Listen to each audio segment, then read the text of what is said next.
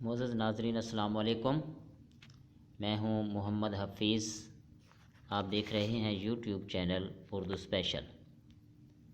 آج کی یہ ویڈیو ہماری اصناف ادب کے حوالے سے ہے، جس میں آج ہم مضمون، ناول، افسانہ اور ڈرامہ کے متعلق پڑھیں گے۔ سب سے پہلے ہمارے پاس ہے مضمون۔ مضمون کا لفظ اپنی اصل کے اعتبار سے عربی ہے، جس کے لغوی معنی ہیں ضمن میں لیے ہوئے۔ کسی مقررہ موضوع پر اپنے خیالات، تاثرات کا تحریری اظہار مضمون کہلاتا ہے۔ مضمون کی ایک خاص ترتیب ہوتی ہے۔ نمبر 1، سب سے پہلے موضوع کا تعارف کرایا جاتا ہے۔ نمبر 2، پھر اس کی حمایت یا مخالفت میں دلائل دیے جاتے ہیں۔ نمبر 3، آخر میں اس بحث کا نتیجہ پیش کیا جاتا ہے۔ مضمون کی کئی قسمیں ہیں: علمی، تاریخی اور تنقیدی، سوانحی، فلسفیانہ، سائنسی، اصلاحی اور ادبی وغیرہ۔ اگلی ہماری ڈیفینیشن ہے ناول۔ ناول وہ کہانی ہے جس کی بنیاد حقیقی زندگی پر ہوتی ہے۔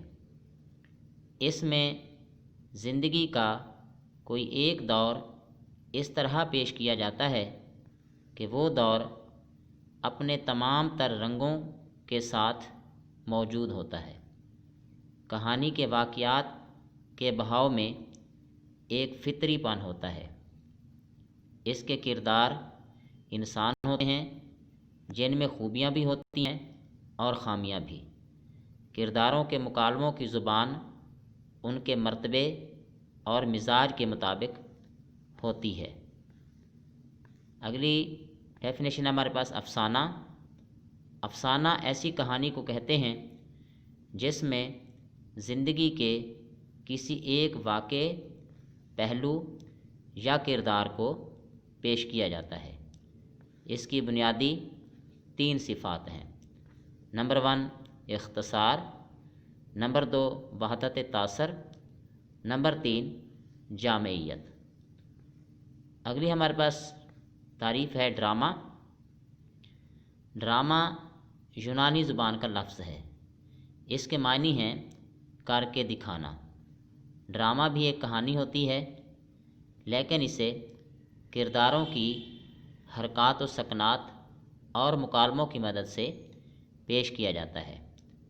ڈرامہ پڑھنے کی چیز نہیں، بلکہ پیش کرنے کی چیز ہے۔ اس میں سٹیج، اداکاروں اور مکالموں کی بہت زیادہ اہمیت ہے۔ یہ تھی ہماری ناظرین آج کی ویڈیو، جو اصناف ادب کے حوالے سے تھی۔ اگر آپ کو ہماری یہ ویڈیو پسند آئی ہو تو ہمارا چینل اردو اسپیشل سبسکرائب کر لیں اور گھنٹی کو ضرور پریس کریں، تاکہ ہماری ہر نئی آنے والی ویڈیو آپ تک بر وقت پہنچ سکے۔ السلام علیکم۔